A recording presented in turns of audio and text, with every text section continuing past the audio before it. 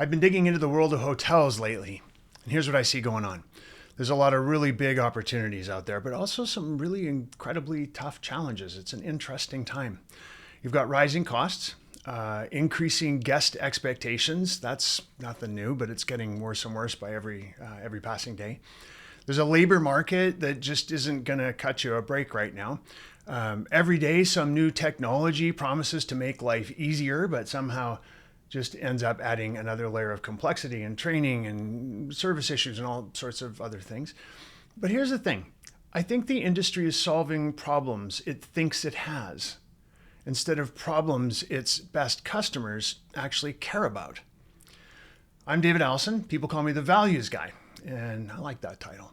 Over the last decade, my team and I have surveyed 1 million people, 152 languages, and we've built the world's largest database of what matters most to people, what actually drives human behavior. So this isn't about demographics and stereotypes about boomers or rich people and people who don't have as much money. This is about values, the deep motivators that determine what people are going to trust, what they're going to pay a premium for, and what's going to make them come back over and over again. So we ran a study on frequent hotel guests, and one of the values that jumped off the chart really surprised us, the value of security. Now you dig a little deeper in the data, and it turns out this isn't about deadbolts. Security as a value is about certainty. It's about predictability. It's about knowing things will be handled.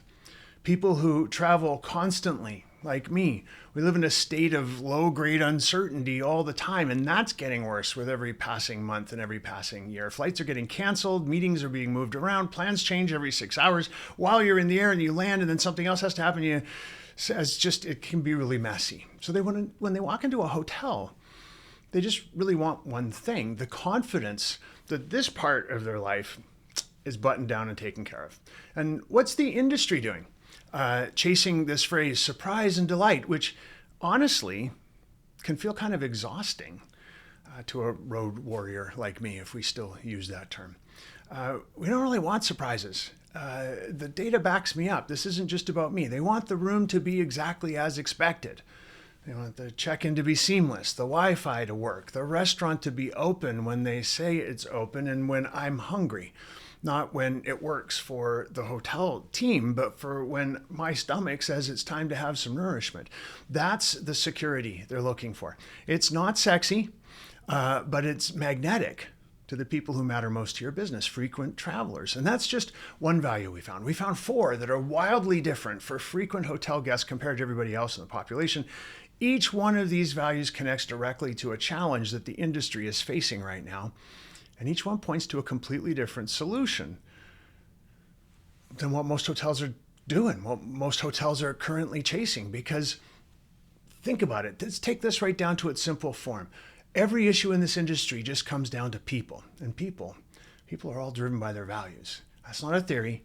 It's a neurological, scientifically proven truth. So what's the big message here? When you know what people value, you use data to figure that out, you can change what happens next, including getting them to book at your hotel instead of the next one down the street. Thanks for listening.